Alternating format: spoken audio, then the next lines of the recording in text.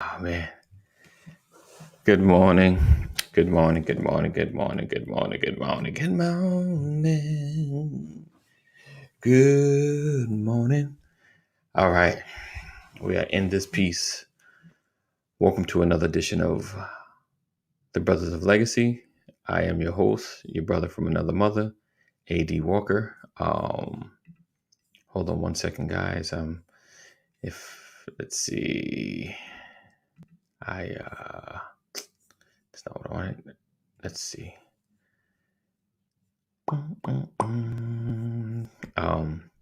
So I can't believe I said that, Joker. Blessed Lisa. I said it for Thursday. And people were like, wait, we're not coming on Wednesday? Um, yeah, that's my fault. That's what happens when you do stuff on the phone sometimes. In the middle of the night. In the middle of the night. I'll be walking in my sleep. All right. So today we're going to have a rousing conversation about marriage and fatherhood, and all of that jazz. Let's see. So forgive me,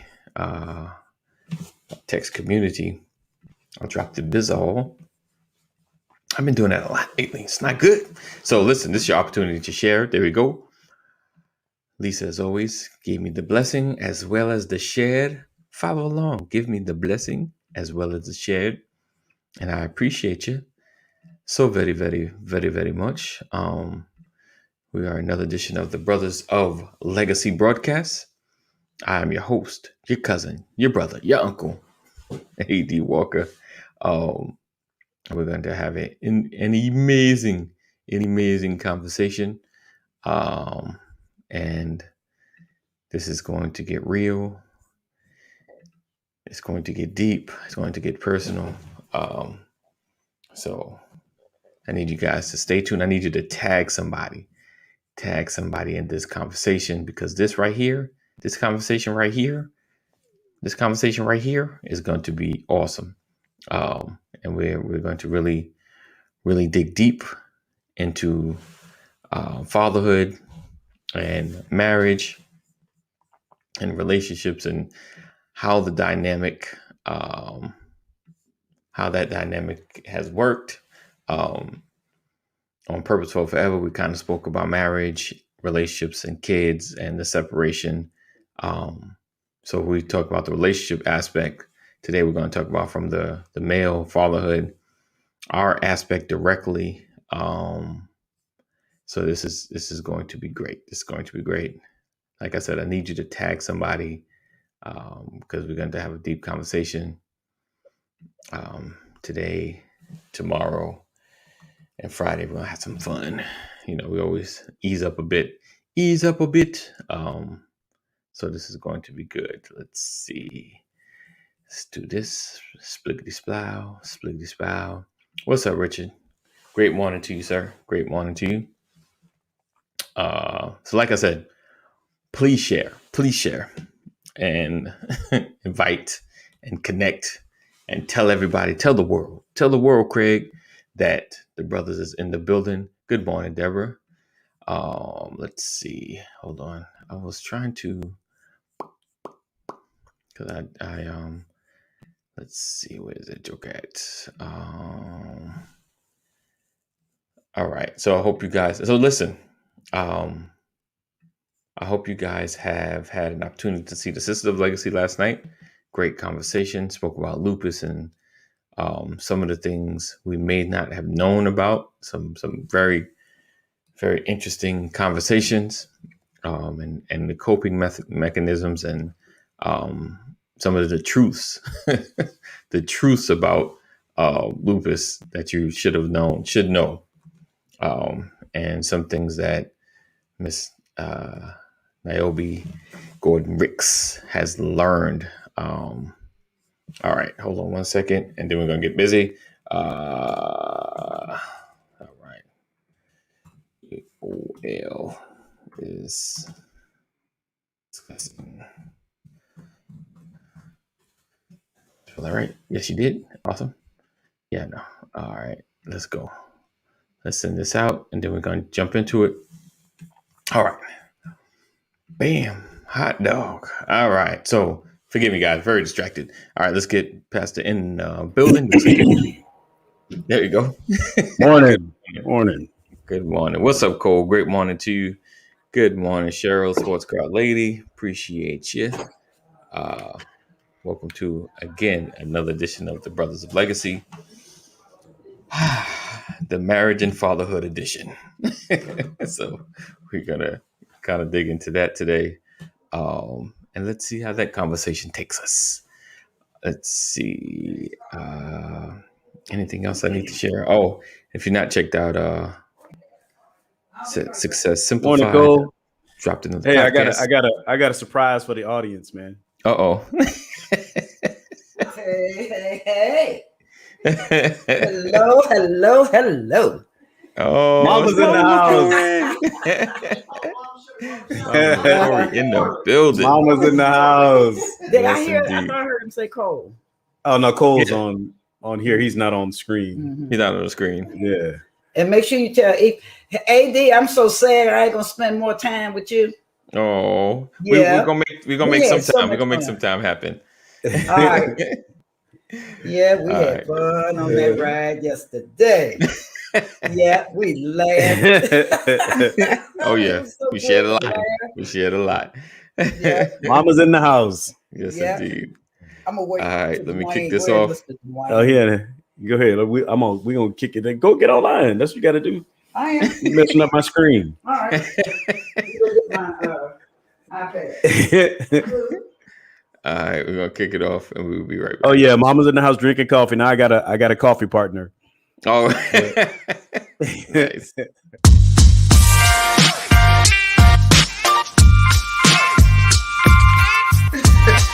I didn't want to catch that. Morning. Good morning. Welcome to another edition of Good morning. What's up, everybody?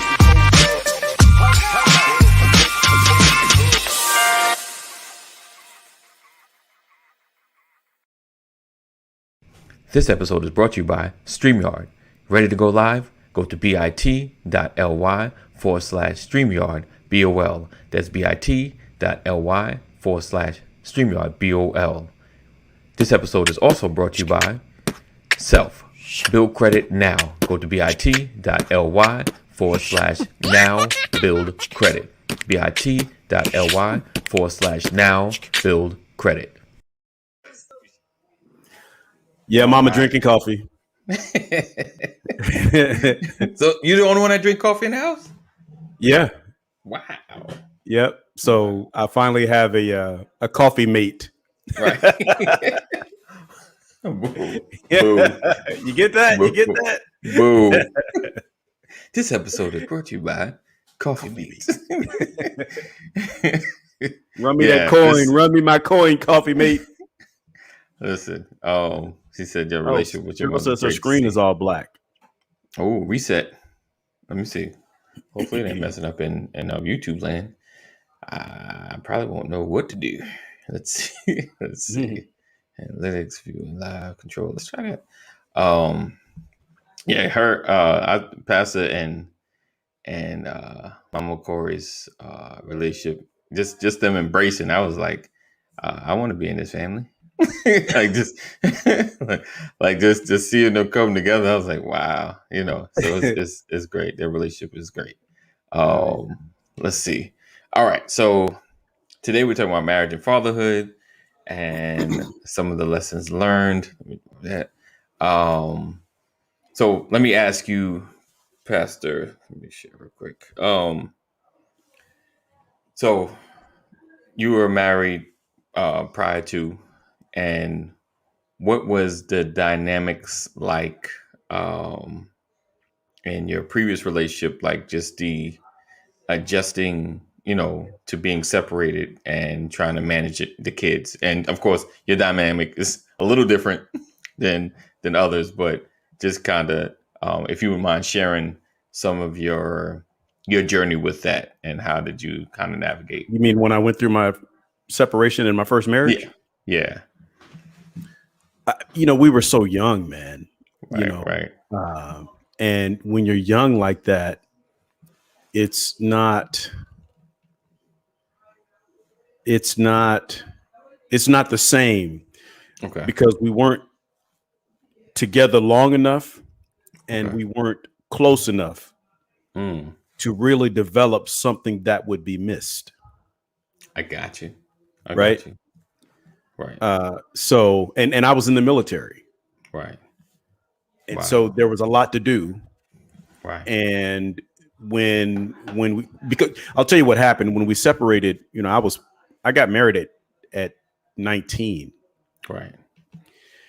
And we had our first child a little over a year later.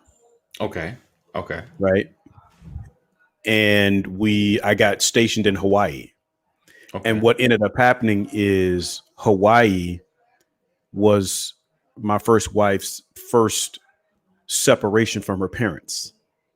Okay. Not like you grew up, you go to college, she was high school and then Hawaii. Right. The big shock. And so I think a lot of the problem is that she was homesick, which created friction. And so she ended up going back home. And when she went back home, I'm in Hawaii, single. Wow. I got you. Right. I got you. Right. and not understanding, having no relationship with God, not understanding the true, foundation of marriage. I got married because, when I first got married, I got married because her father was like, you're going to be shacking up with my daughter. You're going to get married. So we got married. I got married to shut his mouth. Right. Probably not the best reason to get married. The best reason. That's just my truth, man. I got you. But don't get me wrong. I always wanted to be married. I grew up watching the Brady Bunch. I thought I was Michael Brady. I'm an engineer today because of Michael Brady. That's why I'm an architect. Yeah, Michael Brady got me into architectural design. Look at that. But I always knew I wanted to have a family. Okay. And that was, I didn't need any other excuse except a father telling me, you need to marry my daughter. Okay. Right. It's not a problem. Yeah. All right. So that was it. So there was no real foundation set. So when we parted ways, when we went through our separation at that time, it was easy. I did my thing. I didn't even communicate, I was in Hawaii. She had took my daughter back to Kentucky, and I just didn't have that level of responsibility, accountability at the time. Yes. I just wasn't mature. Right. You. 19 years old. What are you expecting from at that time when we got to Hawaii, I turned 21 in Hawaii. Okay. So I became legal in Hawaii. Right. I got with the paycheck. Right. And no rules. You understand? Let that marinate. Yeah, I need people to understand, let that marinate, really, truly. What's up, Dwayne? And so it didn't matter to me. Right. Nothing mattered, Wow. And I ETS from Hawaii. I ended my term of service from Hawaii and ended up back in California. Went to work. And so it was really, say hi to the baby when you call. Wow. I didn't understand fatherhood at the time. I just, out of sight was out of mind for me. And that's just the truth. Wow. What's up, Dwayne? What's going on, sir? And I mean, I love my daughter, but she wasn't in front of me. Right. And so that's kind of what it was. I really I didn't have any detachment issues or anything like that because it was, at that time, it was like breaking up with a girlfriend. Right. Wow. So you want to know where I was at the time? That's where I was. Right. It was empty. I had plenty to do to keep me busy in Hawaii. Right. And I took every opportunity to stay busy. Right. Wow. Okay. And then I got out of the military and things weren't going well when I got out of the military because here I am now in LA, single, but married. Right. In LA. Right. Nobody knew anything, I can only imagine that because I was single but married in Kansas, but you were single and married. in LA. Right. Yeah, I was single but married in Hawaii, and then LA, and then it was my mom. Who there were so many things. Like I made some mistakes, got in trouble in LA, Right. and my mom was like, maybe you need to go figure something out with this marriage. Right. And so I ended up leaving LA, going to Kentucky, try to rekindle the marriage, and all we did was make another baby. And that's when I went through that season where I was without a home. I was homeless, and that's when I met the Lord. But at the time that I was trying to make things right, my ex-wife was still clinging on to the fact that she was living life single but married in her hometown. But because she was married, she considered herself grown. Right. She didn't have to listen to anybody. She's cute, and hey, I mean, yeah. And so, and I pop up all of a sudden, and I throw a big wrench in whatever she got going on, Right. So there was that. And then I had to deal with the vestiges of that. Right. And and so here I am trying to pursue something better. Right. She's actually emotionally connected to someone else, but trying to do the right thing with me. Right. Ooh. And all of that just created a massive amount of confusion. And then I get frustrated, and then I dip out. Wow. Like So as a pause, if you think so all the while the kids, are growing up. Yeah, there's babies. There's babies in the midst of this. So it's like trying to at least hand the minimum of parenting, and without the drama, in the midst of the drama between you guys, and you're like kind of being the father, but then like you said, being so young and out of sight, out of mind, it's like, I've clocked out of that job because I don't really see them like every day. And like you said, you did your minimum, you talk to them when they're on the phone and things of that nature, but really being in their lives was different because you two going through. So it's like, I can't be in here. I got to go. And wow. But all of this happened like before my oldest daughter was 4.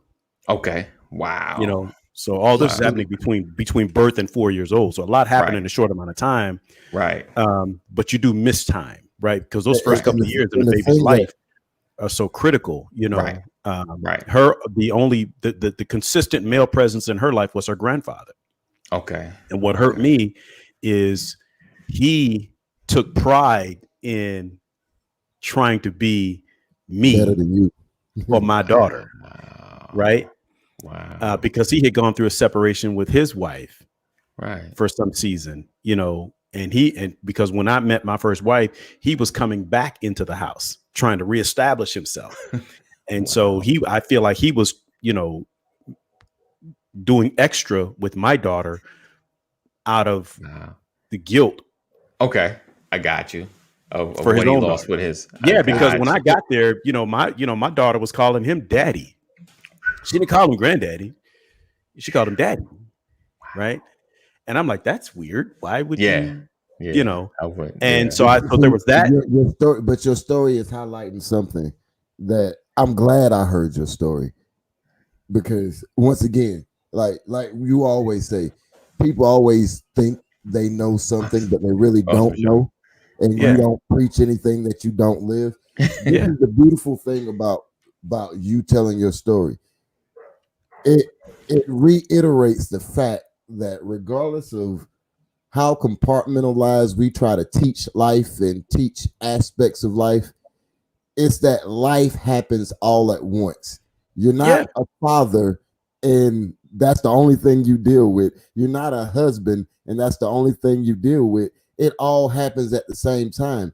And I'm not making excuses for anything or anybody, but 9 times out of 10, most of us, when we make decisions, we're not ready for those life decisions that we're making, but we make them, and we got to live with. Well, that's why when I see 19 and 20-year-olds, I'm like, poor child. I wish you would listen. You just have no idea, No idea. Yeah, because there's so many threads, to this, and so all that was happening. And then and it was very emotional. But, one thing that I realized is how much I wanted to be in my children's lives. When I heard my daughter call somebody else daddy, that hit me. Right. It's like a wake up call. Yeah. So when we weren't working out, I'm like, I got, and the other part was I knew that there was more for my life. One thing about coming in contact with the Lord is you realize there's more in me than what I've been showing. Right. And so I got to a place where I'm like, you know what, I can't, I was working in a factory. I was working at McDonald's. I had already seen money because I had worked in Beverly Hills. Right. I'd seen the world having been in the military, and I grew up in a small town. And so here I'm in Kentucky in this small town. And I'm like, I can't do this. I can't, this is not my life. Right. I knew there was something more. And I'm like, I got to get out of here. If we're going to make it, we got to go. And you're not wanting to go anywhere. I'm trying to leave. So I was out. Wow. Right. And had me a little girlfriend. And I'm like, look, I'm about to go. So I got somebody who was ready to go with me. Wow. And I left and got myself together and then got to a place where I knew I could get my children. And I realized at the time, again, we're still young. Again, all this is before I'm 25. Wow.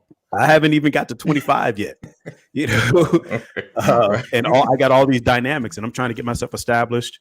I get a nice job and I moved to Illinois, hanging out with Brother Paul, and I'm not in Christ. Right. Okay. I go to church, but I'm not in the Lord. I got you. Right. I'm going through the motion, but right. I'm working. Right. I'm making money. Yes. I'm growing. I want to pay my own bills. It got me a little spot, got to the point where I could get my children and it made it easy for her, me grabbing them. Wow. Right. And so, and the little lady I had was Brian's mom. Okay. And so then I have another son. I have another child. Right. I got a son, and now I'm sitting on top of the world because I got a boy. Right. And now I got to prove myself. I got to be the man. I got to be this father. I got to teach him how to play baseball. All of that. And, and then I'm like, I don't want to stay in Illinois. Then I moved back to California. Wow. And go there with my mom and all them. So that's, so you're talking about the relationship aspect of it. But for me, the relationship aspect changed for me at that time. Mm-hmm. Whoever was with me was with me. But I had my own personal agenda, trying to be a better person. In other words, trying to establish a career and be a father to my children. So if you're coming along for the ride, and my wife will tell you, my wife of 22 years will tell you, lady will tell you that when she met me, I said, hey, my name is Brian. I'm a single parent. I got 3 children at home. That's me from the top, right? Off the rip, like you already know. Yeah, and she's like, oh, okay. And I'm like, oh, you still standing here? Well, my last name is McCrory. And that was how I introduced myself to her. Like, let me let you know right now, I got babies at home. So if you're gonna talk to me, you're talking to me, and you're talking to 3 other bodies. I got you. That's waiting on me at home. And so that's what life was about for me. And I kind of had a chip on my shoulder. Okay. Right. Okay. I got what you're saying. Like as a single parent, I'm like, you sure like I'm not your 2.0? Because when I met Stacy, I was like, hey, I'm a single dad. I got 4 daughters. From the jump. Wow. Yeah, because a lot of people were being phony, and I got to the point where I'm not going to be phony. I don't have to pretend because I can't hide 3 children. Right. So it got to the point where like, yeah, my name is Brian. And I'm a single parent of 3 children. Because people look at you funny. You have no idea the kind of looks I got. I had people thinking, oh, what's this man doing with these little girls? All that. I got all of that. I got all of that. I know what you. People did. People had it to the extent that you had it, but I know that feeling. Yeah. But nobody knew that my mom was there. Right. My mom saw everything, and she wasn't playing no day. Right. Wow. Oh, my camera went. I'm coming. Oh, Dwayne, mama coming too. She waiting for you to come back, man.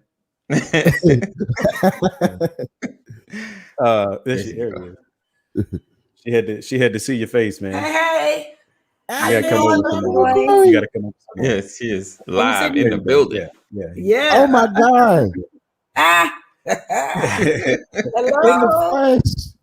But I swear, she don't. I know she your mom, but she don't look like she old enough to have a son that old. And I know you show her at the bottom. Here you go. He old, not me. I know that's right. See, that's how you can beat life. You can take the life throw at you and still walk out looking as radiant as you do right now. That's what's up. Absolutely. Oh, look, Cheryl said, "Hey, mom." Everybody's greeting you. Oh, good. Yeah. Look at Crystal. Hey, Crystal. That's Crystal Bryant. Yeah. Mm-hmm. They're saying, Hey, Pastor, you low key look like mom too. Oh, Samantha. You low key look like mom too. Yeah. Oh, Thinking, yeah. with your faces close together, I'm looking too. Yeah, absolutely. Yeah. That's how they knew who I was. I told you, she was like, how's he gonna know who I am? I'm like, Mom, he's going to know. Right. Yeah. Oh, thank you, Mother Yvonne. Appreciate you. Let's see. All right. Okay. So yeah, I know we got the beginning of Pastor. Yeah, right. She looks like her for real. So I guess I gotta take Brienne looks like you away from you and so she look like grandma now. So I'm gonna ask you. Go ahead. I'm sorry. Go ahead. That Brienne looks like Pastor now, so she look like grandma. Oh yeah. You feed her up and spit her out. So Dwayne, let me hear your story when having your first babies and how I think yours is a little more tumultuous, I guess if that's the word. A little more drama. But how did you guys navigate having, with your first babies, and marriage and fatherhood, and kind of like how Pastor got his revelation, like, oh man, like hearing the daddy, like, oh man, I'm missing, like, oh, I'm missing out. Like, yeah, like I thought I was like kind of flying this thing okay, but then when you hear, someone else being called daddy, like, wait a minute. See, so with me, complete difference. Okay, so I grew up very similar to Pastor, except growing up, when I was born, 6 of my siblings already had children when I was born. Okay. So I'm born an uncle. Right. Gotcha. And as I grow, some of my younger siblings, well, not younger than me, but younger before me, they were still having kids. Like as I was 13, 14, they were still having kids. Right. So as far as like interacting with small kids and that type of family life, it had been a part of my life my entire life. So I knew how to change Pampers. I knew how to feed babies. All the inner workings I had experienced. None of that was new for me. Gotcha. So I did know that my pops wasn't around, and I knew what I missed, and I knew what I wanted. Okay. And I can say that what you want early in life without knowing how to do it, you still have problems with those things. Because when I got married, the marriage course, it being a new thing, it worked out like every new thing works out. It was amazing. Until you realize that you can't stop in these basketball shoes too much, and you're gonna get a bunion, or you're gonna get turf toe if you try to plant certain ways. So I learned relationship. I learned about relationships, and I learned that regardless of how good they feel at the beginning, it's all work, and 9 times out of 10, you're not prepared for the work that you got to put into it. Gotcha. When the kids came, man, for me, it slowed me down. See, Pastor, I know about hitting that legal mark. I turned 21 in Kansas, and I was away from home for the first time, and I was a married man, and I had a family. Right. And for me, when my first kid came here, and I'm going to do this, when my first kid, quote unquote, came, I was ecstatic. So there's a little boy out there named Aaron Dwayne Goodson somewhere. And here I'm gonna just go ahead and bust some people's bubble. He's not my child. He still has my name somewhere. Maybe it's changed legally. I don't know. But I was ecstatic. I was like, I got a son. Everything that my daddy wasn't to me, I'm gonna be to him. Right. Life was moving. I was happy. I was proud. I'm telling you, when I say that, when I came home from work, she didn't have to deal with the kids no more. Like, I was that excited. Right. And then fast forward, I don't know, 18 months, a year. Could have found out I wasn't the only one. I got you. And still didn't change the way I viewed fathers, but I was like, oh, y'all women, y'all dirty. Okay. I was like, y'all complaining. I just want a man to treat me right. I just want a man to love me. I was like, you got to do. I was young too, 21, almost 22. I was like, I cook, I clean, I pay all the bills. All you got to do, I pay for your college. I'm a in the Army. I'm paying for college. Life was great. So I found out my kids want my kids. I got you. And it broke you. Oh no, it broke me. But the way that it broke me was so unhealthy because I was still the same person on the outside. Right. But on the inside, I just didn't care. But I was honest in that.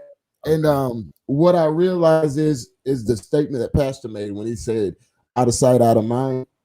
Yeah. When I did the next relationship where my daughter just graduated, she was created, still in Kansas, got an annulment for the first marriage because the reason I got married was we had a child on the way. The judge was like, okay, you got married in the false pretenses. We're going to strike this as if it never happened. Wow. So I got an annulment. And then I got married again, but there was zero healing. Zero healing. I was that young boy that jumped off the porch and was like, oh, let's go play basketball. Right. Let's go play right now.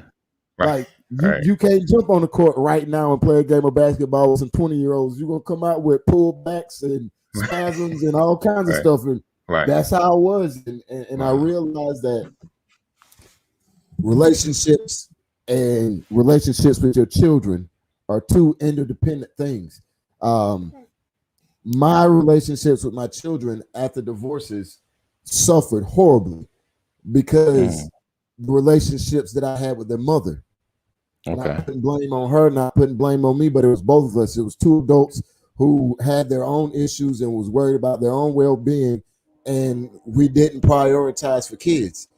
Right. And the only way I think that you can do that effectively is if there's some type of healing. And for me, there was no healing until 37, 38. Wow. When I got divorces under my belt, children from my ex-wives under my belt. And I'm a great dude, but I still got some healing to do. I got all these problems on the inside of my head that I never dealt with. And I'm bringing somebody into a scenario. And whenever that happens, I don't care how much you love your children and what you would do and sacrifice for your children. If you haven't dealt with those issues, you're not going to be the father that they need.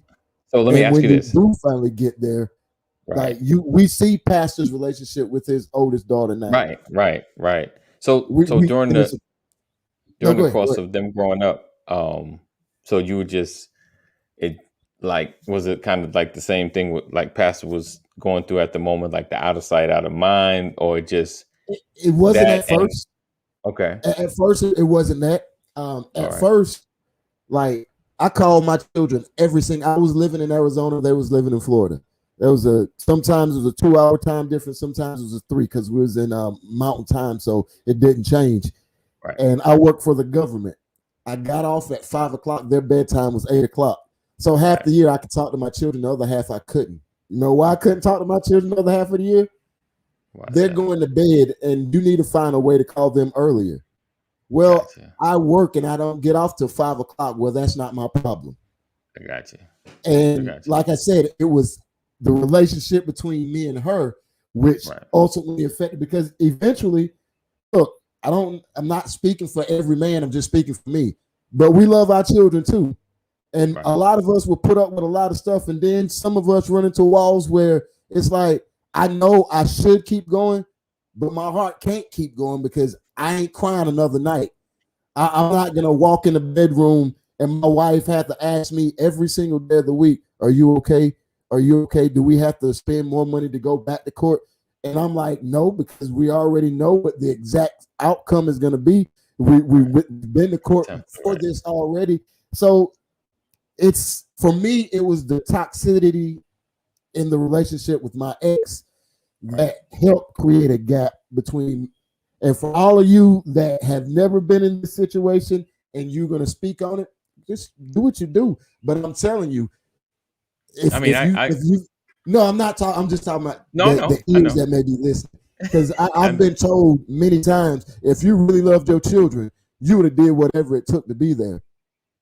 And the person who led that charge for me was my ex, who was the same person who extorted me in court at times. Not the same person now, but then I went to court 6 times in 1 year. Wow. And still listen, man, it's so funny. Not funny, but it's interesting when I hear this kind of stuff, because we all know that there's 2 sides to every story. Right. Mm-hmm. And if I've learned anything, whenever it comes to family, and what version of the story, that it's always going to be the self-preservation side. Right. I can't, there's no way that I'm going to sit up here and tell you all the bad that I did. I'm going to tell you what the emotional strain was on me. Right. But I've gotten to the point in my life where I don't tell everything, because sometimes it sounds so sad. Yeah. Right. And people are like, well, I don't want to hear all of this. But what I've learned is somebody needs to recognize we've been through this too. Yeah. And as much as I say, well, I was here, I was in one place and she was in another place, but I wanted this and I wanted that. And none of that is to say that mothers, like my children's mother, she loved their children. Right. Absolutely. But where I was saying that, I'm not going to be without my children because I've grown up without my father. So I had a motivation that was unique to me. Right. I also have a mother who saw my life absent of a father. Right. So I got a mother who's watching me and wanting to see what kind of father I turn out to be. Right. Right. Now, my mother wasn't telling me what to do, but I always knew my mother was watching what I would do. Right. Does that make sense? Yeah. So I'm saying all that to say this. I made a lot of mistakes, man. It wasn't, I didn't have my priorities together. If I had my priorities together, first and foremost, I probably wouldn't have gotten married so soon. Right. Or when I got married, I would have got married for better reasons. Right. Right. Mm-hmm. Right. Or when trouble came, I probably would have managed it differently. Right. Because I can tell you about the emotional strain it had on me, but I can't explain to you the emotional strain it had on her. Right. On her, definitely. I can't, definitely. And if she's telling this story, it's going to sound very different than mine. Oh yeah, absolutely, right? Absolutely. Yeah. So the conversations we had after we got right. After we got to a place where we could have a conversation. Right. Yeah. In her mind, I'm like, that's what you remember? I was like, so you don't remember doing A, B, and C? You don't remember when I was this, and then you did that, and then I became that? Oh, believe me, man. I've had the opportunity to hear from my children. Right. Some of the stories that were told. I'm like, what? What? Right. Well, did she tell you this? Did she tell you that? I went through all of that, right? And then I realized, man, this is really confusing. Yeah. So then I got to a point where I was like, well, I can understand why she said that, even if I didn't agree. Right. I got to a point where thing, though, Pastor. Now, my daughters, even though our relationship isn't what it could have been, right? Man, my daughters love me to a point that I don't sometimes understand. And to be completely honest with you, I will say that now looking back, I do have regret. Um, and, and and I want people to hear me when I say this.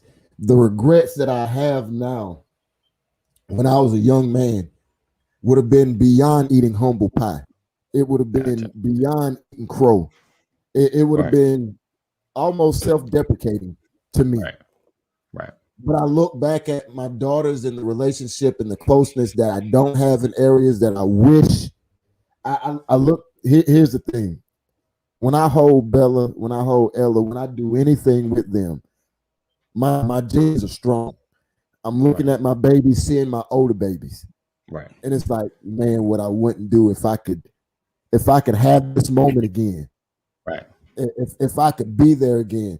Right. And the me now is I'm I'm created and I'm experienced enough to weather the things that pushed me away when I was younger. The things that pushed me away when I was younger, I was like, nobody should have to go through this. And the reason I thought that was because I saw how my mama worked, and I saw what my mama did and didn't do. Right. And granted, I didn't see the whole story. I was a kid. I only saw Right. what I was privileged to. Right. But the stuff that I was privileged to, my mom didn't act that way. But who's to say? It's only her, my daddy, and God knows what happened in those moments. But Right. if I could go back, I probably would deal with some things that when I was younger, I was like, Right. screw this. I'm not gonna be miserable in life just to appease you. I shouldn't have to do this just to be a father. If I can go back in time, so a lot of those things, you know what, I would deal with them because I see the relationship. I see the relationship with my kids. I wish I could capitalize on again, I but got I you. can't. So now when I Yeah. have conversations with my daughter, the reality of them are different, and the intention is different. I'm Right. a lot more intentional now That's than good. maybe Pastor Brian would be. Not saying that he's less intentional, but he's been there for a longer period of time, and he was able to mend some things Right. that I'm still getting to that point of doing now. Gotcha. If that makes Um. sense. Yeah. I can do. I do understand like the journey from being a child and realizing what you missed out on. I mean, my story is a little different. You know, married at was maybe 21, 22 ish, young as well. I mean, we didn't have kids until like 30, you know. So I was of a little bit older age. I made over the 25 mark. Oh, so at least it said, Willett said, I hear you, Dwayne. Very reflective, transparent moment. Awesome. Yeah. Um, so, you know, for me, and then we separated. You know, she went she went to Illinois. I was still in New York. And like who said it? I think Dwayne or Pastor said, growing up without a father, like I'm gonna be in my kid's life.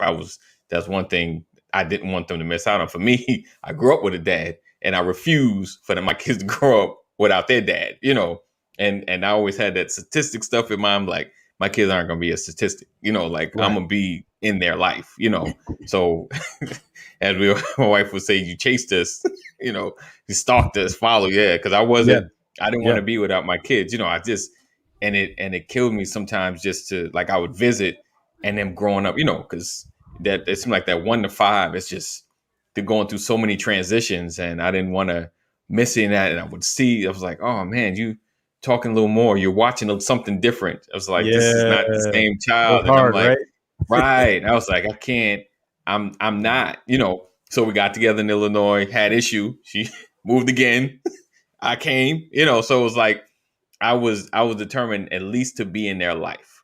Like they're gonna call me daddy. You know. Like they're gonna Mm-hmm. know I'm the staple in their life, and I made sure that I was there. Now, to my wife's point, she never made it difficult. I got to make sure I shout out. She never made it difficult. She never made it hard for me to see my children, you know, and she had my back on things as far as, you know, making sure I can get there, like, you know, reminders and things of that nature. So she made it easy. So that's my story, is she made it easy. And I definitely really, it was definitely stalking her. You're right. Right.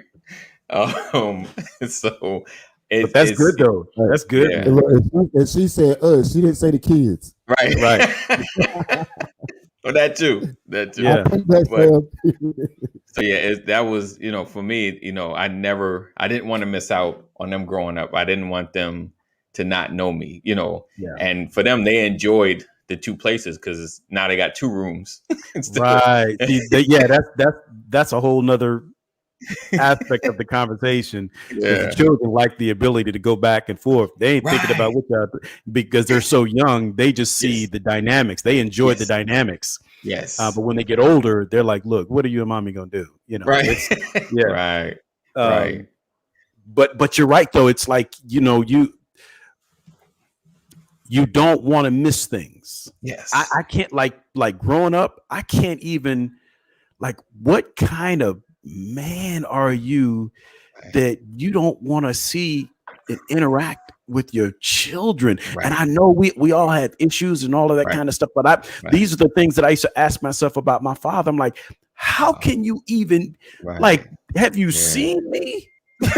How do you not want to know what's going on in this whole life? I got a whole life and you don't know anything about it. Like I hit a home run and you don't even know. It's like I thought about that stuff as a child, but again, I saw all that stuff because I watched the Brady Bunch. Right? I watched the Brady Bunch, and you know what's funny? I never saw Michael Brady at a football, baseball, basketball game. I'm like, you remember mom always said, don't play ball in the house. The only time I saw the ball was in the house when they broke the vase. Right. But I felt like he was always there. He was. And seeing that and like as a child, you look at that like it's reality. Right. And I see Michael Brady, I see the 3 boys and 3 girls, and I see this family come together, and I'm like, how can you not want to see what your sons are doing? Right. And so that was the driver for me. And again, I when I talk to men today, I tell men all the time, there's an accountability factor that you have no awareness of while you're out here playing. Right. There's a level of accountability that you have no concept of. And if you don't understand it, if you don't get that understanding today, you are going to pay a hefty price for not understanding that level of accountability. When you say, we want it, but we don't really know what comes with it. Right. You want the title, but not the work. Yes, you understand? Yes, and that's the thing that and that's where that's where the regrets come in. Man, if I had only known, what's that old adage? If I only knew then what I know now. It's heavy. But what I found out, you can't like when you say I was able to go back and mend some things. I'm still mending. But you couldn't change it. Right. Yeah. Right. But the thing is, I'll spend the rest of my life going through the healing. Right. Because it's like by faith we are healed. But I realize that deliverance is a process. Being set free is a process. Absolutely. And being set free means I'm no longer going to be bound by the chains of the guilt of my yesterday. That's what liberation is. Liberation is not never going through a challenge again. Liberation is never being bound, never being a slave to yesterday's mistakes. Right. The chains have been broken. The shackles have been broken. And that's the part that I think people don't understand. You think that because I said I'm sorry, or I think because I said I'm sorry that I never have to deal with this anymore. No. No. Be not deceived. God is not mocked. For whatsoever a man soweth, that shall he also. You got to go through. Listen, you can rob a bank today and get arrested and repent, pay all the money back. You still got to go to jail. You're still going to have to spend time in prison. And what you have to do is use that prison sentence to get yourself better so that when they release you, you know how to act. Right. Yes, indeed. That's the thing with family. I think that, we are, as a culture, I think too many families have this Hatfield and McCoy mindset. You wronged me. Now you're going to live forever in the wronged me category. Yeah. Right. And the reality is it doesn't. And for some of us, it doesn't matter how much we change our lives. Well, why couldn't you do that for me? Right. Well, I could never do it for you. I had to do it for me. Right. Yes. Right. And then you get the benefit from me getting better for myself. Exactly. And every single thing you just dropped leads to something that I believe wholeheartedly now more than I did when I was a kid, whether it's looking at America as a whole, society as a whole, or specific fatherhood. There's an old proverb that the ounce of prevention is more than a pound of cure. Right. Fatherhood and everything we talk about, it embodies that proverb, right? Because if we young men growing up, getting ready to get into a relationship, becoming a father, if we equip certain things, certain understandings, certain teachings, if it's a part of who we are, then when we start dating, falling in love, getting married, getting a family, and set it in that order, in that way, because that's the proper way of doing it. Most of us don't even do it that way. Most of us, a lot of us. But when we do it that way, what we do is we've checked the boxes before we've gotten to the point. So when we get to the point, there's certain things we're not going to do. There's certain mistakes we're not going to make. I'm not saying that you can be in a good position and still not make mistakes. That's not what I'm saying.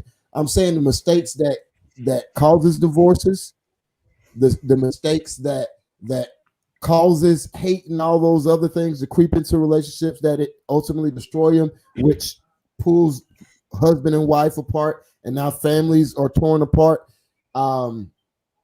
If we are ready for these type commitments prior to making these commitments, then the issues that I've lived and you've lived, we wouldn't have to live out those issues because we're prepared for those decisions. Right.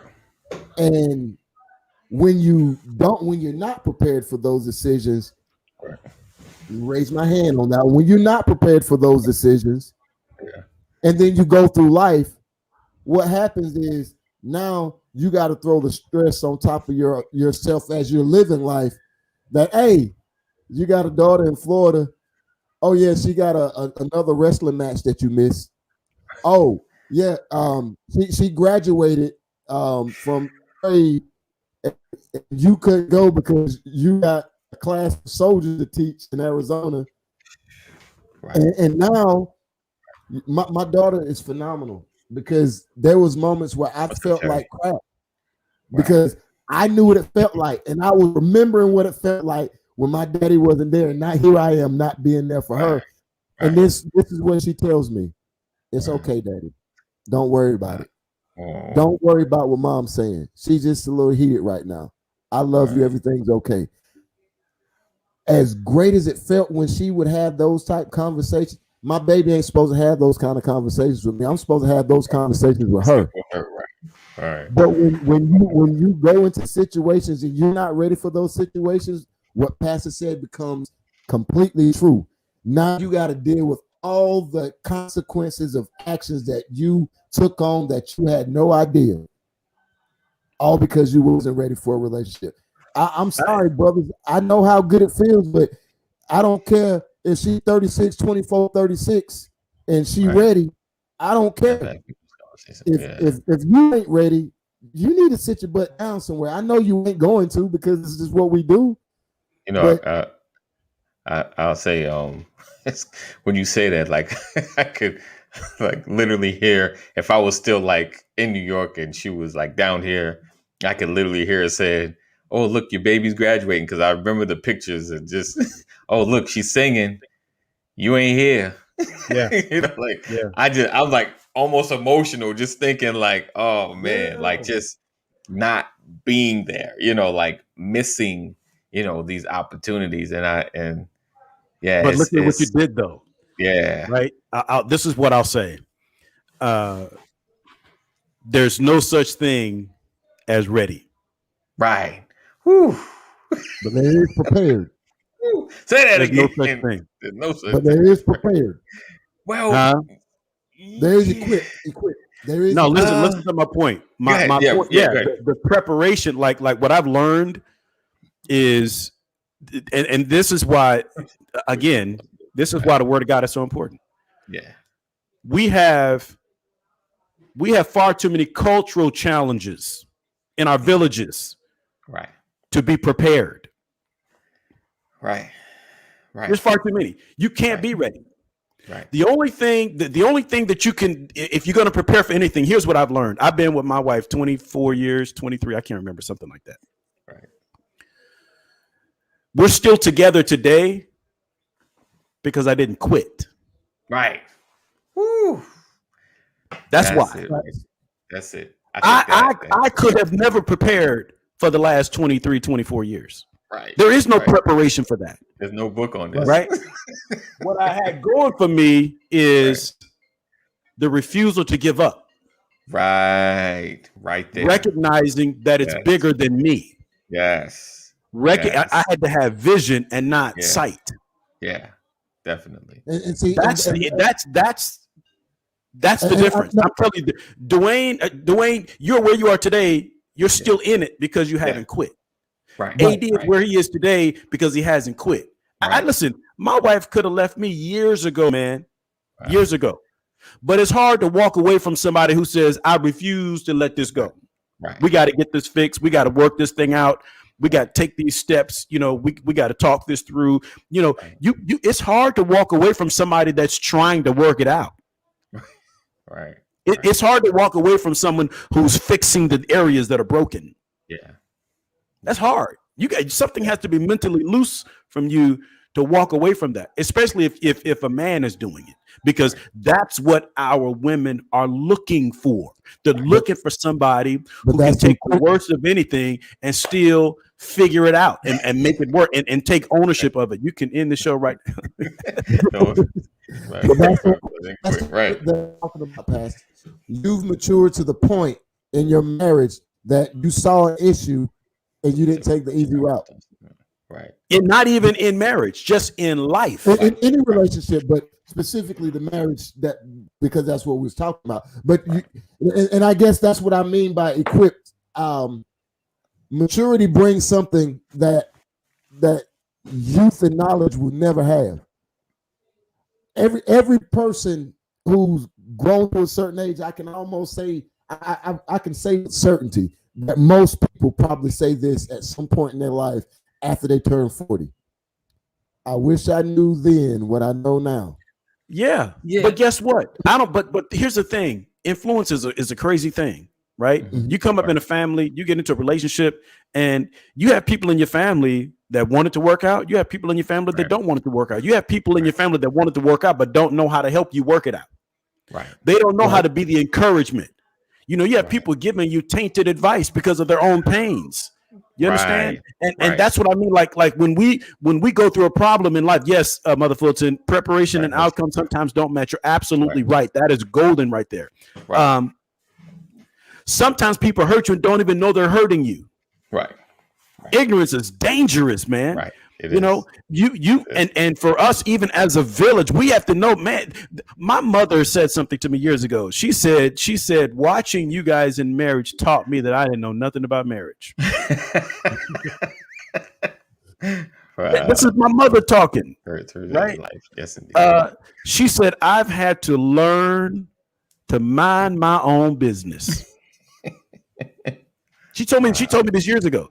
And what I mean by that is, you know, your parents, your aunties, your uncles, they don't want to see you hurting. Right. No. Little girls, they don't want to see their niece hurting. Right. Nobody want to see their baby girl hurting.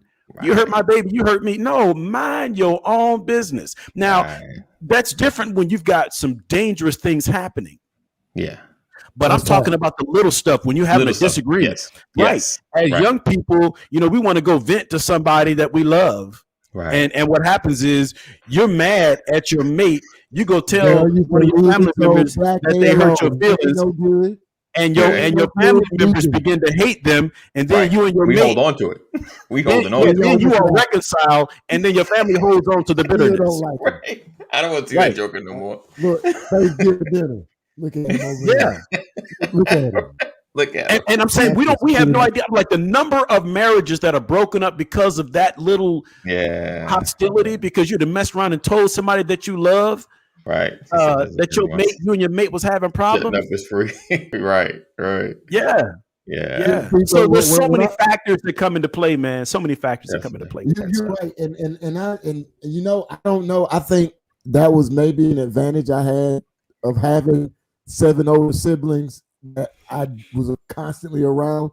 Right. I saw them, and I saw them tell people in the family, and then I heard people in the family ain't have no say in my man. They still don't. I love them. Shut your mouth about my wife. It ain't your business. And when I have issues, I don't go to my family. Okay. And when I have issues, I don't go to my family. Right. Right. It's maturity is a beast. And when I was talking about maturity piece, what I was talking about is the things that you found on your own.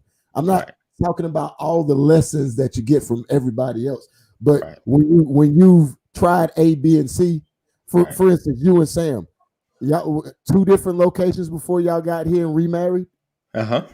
So in those 2 different locations, I'm pretty sure somewhere along the line you found what didn't work, and y'all found what you tried to do. It just won't happen. Yeah, I mean, finally you got to a point where you knew what you could work out, you knew where you could move, and you knew what would cause issues and what would be right. It was a changing and realizing, you know, I had to change for myself. I couldn't fix I couldn't fix us, you know, changing just for her in a sense. I had to realize some things for myself. I had to change, and in a sense, it made me attractive again. You know, once I began to work on myself, and then we started to have a real conversation. You know, and I was able to sit through the tough conversations. You know, and it's a lot of shifting in that, and that's what helped us mend our marriage, because you know it was having those tough conversations and actually changing our tone and all of that good stuff, you know, we got into. But it really helped. That's where that changed. But like I said, you know, like when we were going through separation, you know, we spoke to the kids like we're gonna be living in different places and doing different things. So we kind of communicated. Like I said, they enjoyed it for a while, you know, being in 2 spaces. And then when we was coming together, they were excited, like, oh, we get y'all back in the same house, you know, together. So it's the dynamics of that. And you know what? I look back, being intentional.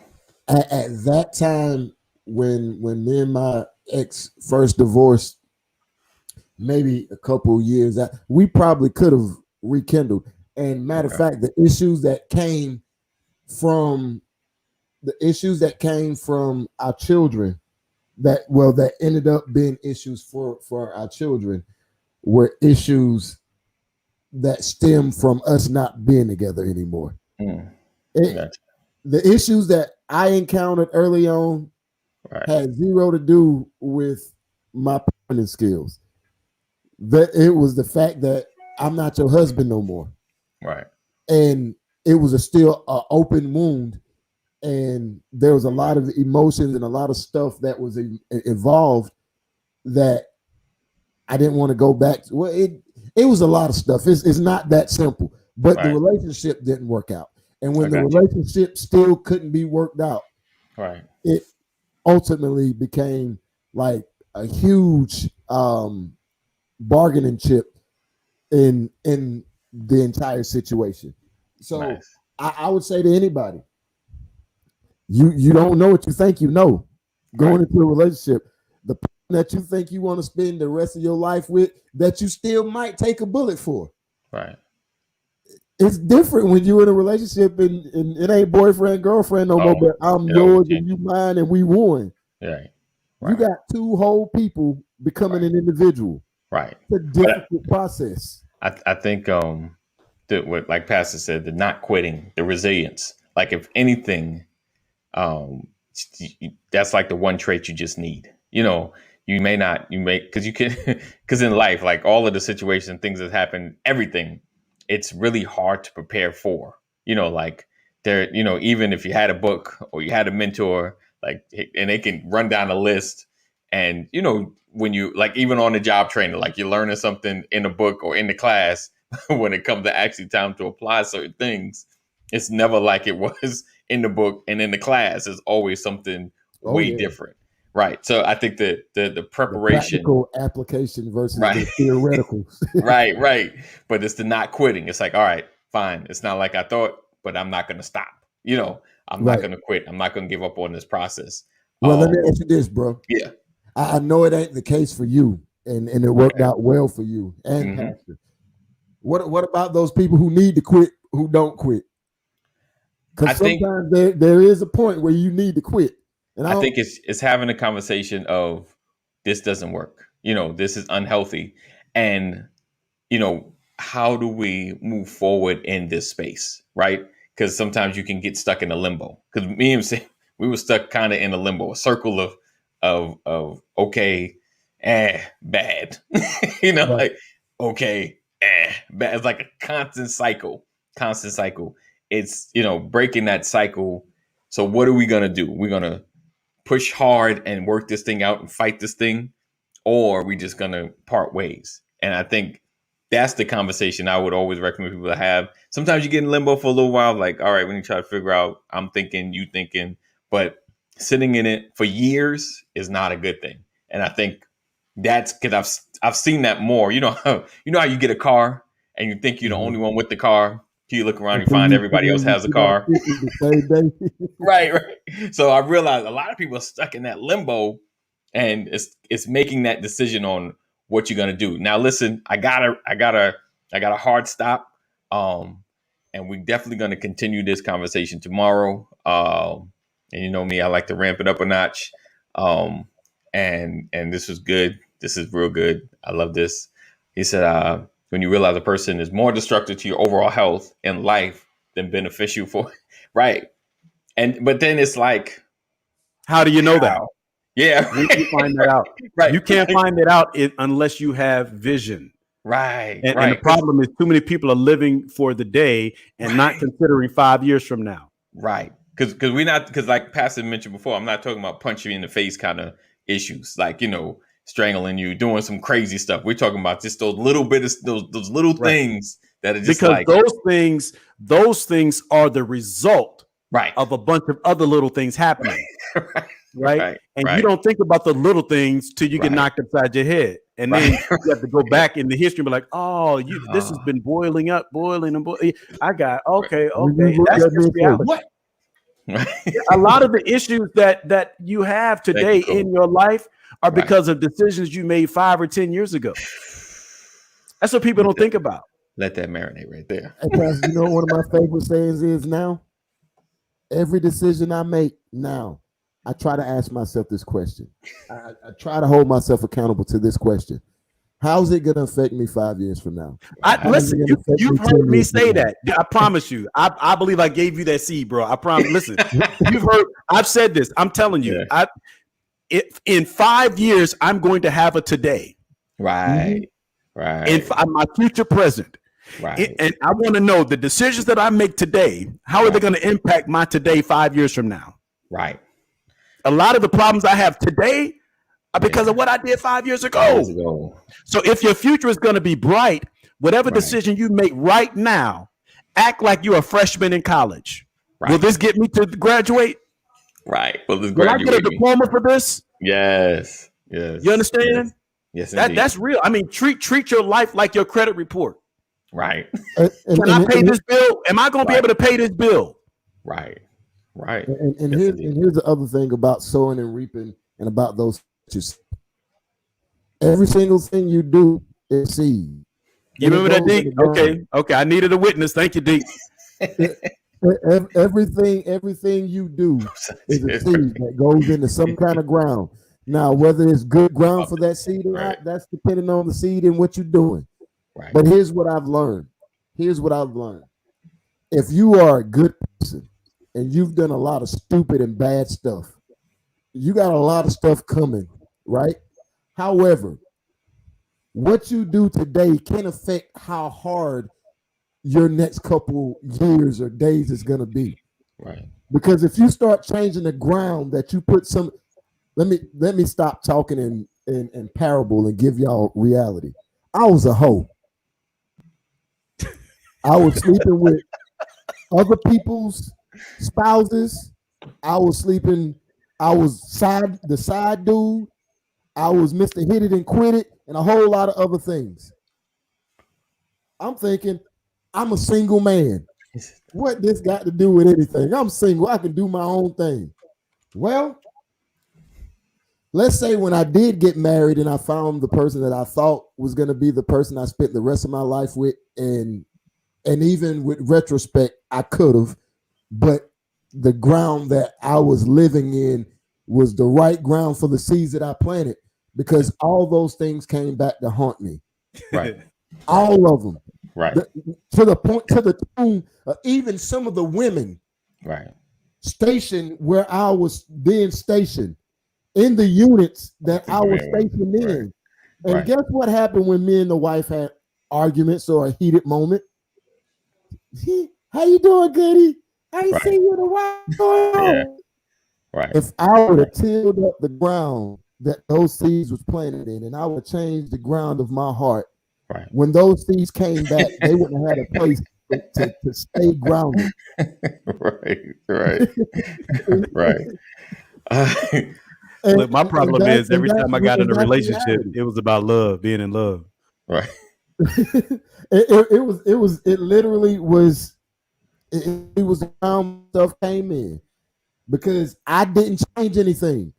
Right. I stopped doing stuff, but I didn't change anything. Right. And then when I did change stuff, and I was like, God, I've messed this thing up royally on my own. Right. Mm-hmm. And I started being right. And to this point about not quitting, I didn't want to quit, but I had done too much. Well, it had become too little, too late. And she was at a place where, no, I love you, but you broke me. Right. And I don't know if I can I don't know if I can do this no more. I know I can't do this anymore. Right. And then I'm looking like, God, I pray every day. I don't plug. I'm not texting anybody. I'm not calling anybody. There's nobody in my emails. I'm at church 2-3 times a week. I'm fellowshipping with right people. I'm doing everything right now. And you know what God told me? What's that? I'm gonna tell y'all what He told me. You created something without me. You broke it without me. Right. And now you're bringing it to me to fix. Right. I don't work that way. Right. And then I started doing some studying, and I'm like, okay, God, but that's not that don't sound godly.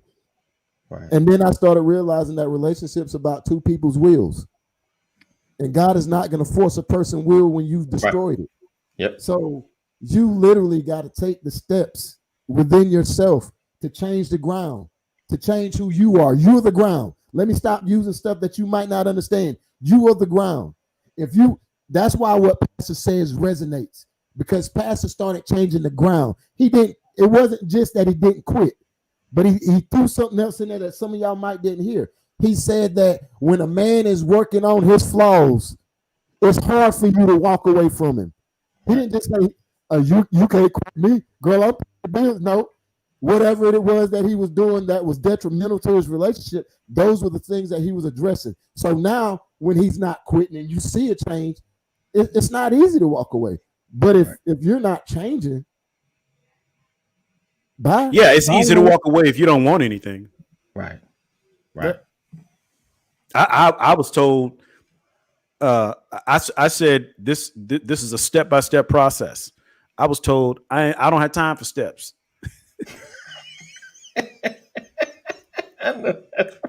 Well, I was told that. Ain't nobody got time for steps. I'm like, where you going? Where you going then? Right. How you gonna get there? But that's anger talking. Yes, indeed. Right? Yeah, definitely. that was actually said to me. Bro, I ain't got time for that. I ain't got time for steps. I'm like, what you want to do, fly? I got bronchitis. Ain't nobody got time for steps. Oh man. All right, gentlemen. So listen, we're gonna continue this conversation tomorrow. We appreciate you guys rocking with us. Make sure you text LW into 84576 so you no longer ever miss a notification of when we're going live. You'll never ever miss a notification when we're going live. Text LW into 84576 because Facebook is not holding me down. I'm just telling. So I appreciate you guys rocking and hanging with us, and make sure you share, tag, and tell everybody about the Brothers of Legacy. A lot of people know, they just don't get the notifications. So we look forward to seeing you guys tomorrow, same place, same channel. As always, know that we love you, but God loves you more. My brothers, continue to love on your family. Love on them, because they're very important. They're your legacy. Appreciate you, Mama McCory, as always. Look forward to definitely seeing you. Cheryl, yes, indeed. Have a great day as well. Cole, appreciate you, man. Love you. Right. All right. Rollins, man, I appreciate you as well. All right, guys. We'll see you in the AM. Take care.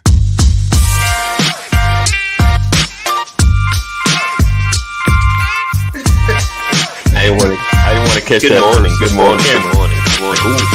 Welcome to another episode. Good morning. What's up, everybody?